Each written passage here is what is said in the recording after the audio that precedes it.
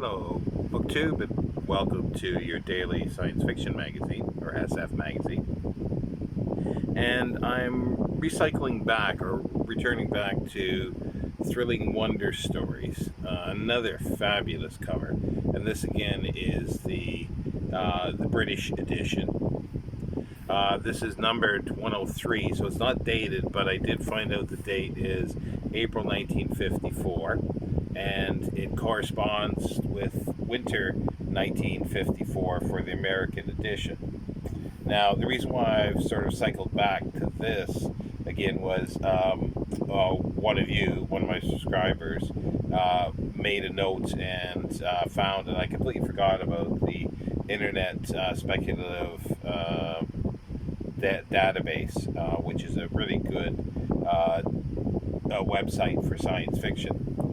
And he noted the differences from the American edition and the British edition. So I had a quick look for this one, and this one is 66 pages long, and the American edition of this for winter 1954 is 132 pages.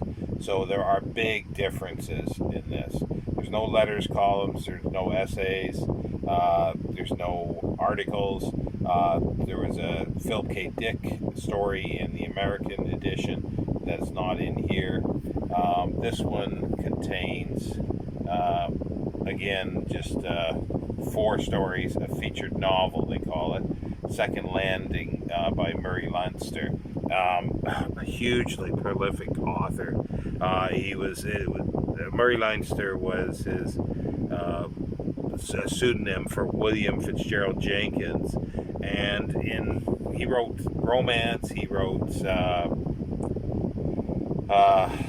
mysteries, and over 1,500 sort of articles and science fiction stories. This one is Second Landing, and the blurb says, "They came from Earth to play a game of hide and seek with atom bombs and aliens, a game in which their survival was at stake."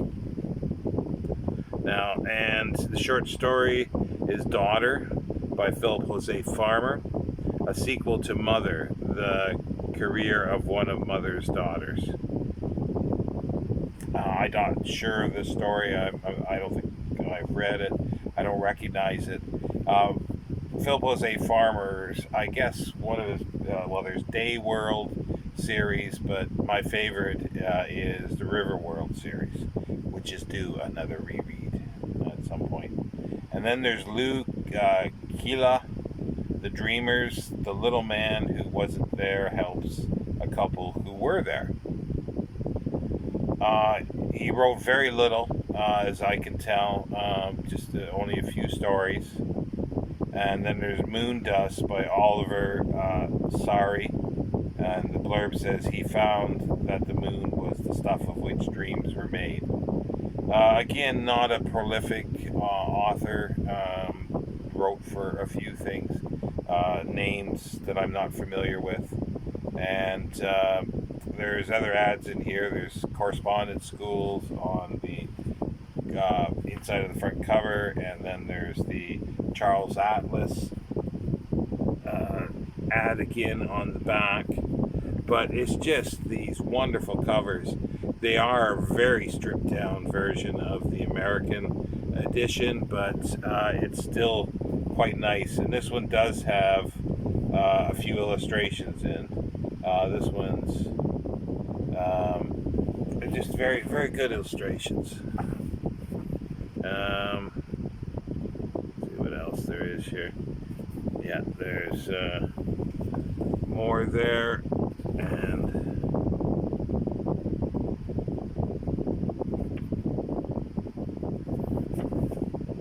yeah, there's some very good illustrations in these, but it's the covers that are, and this is again in fabulous condition. So anyway, that is another Thrilling Wonder Stories, and I'll be back tomorrow with another one. And I won't come back to Thrilling Wonder for a while. I've got a few more, but I thought I would just reiterate about the differences. And there's massive differences for these, for the UK versions. Same covers, but different dates. Take care, BookTube.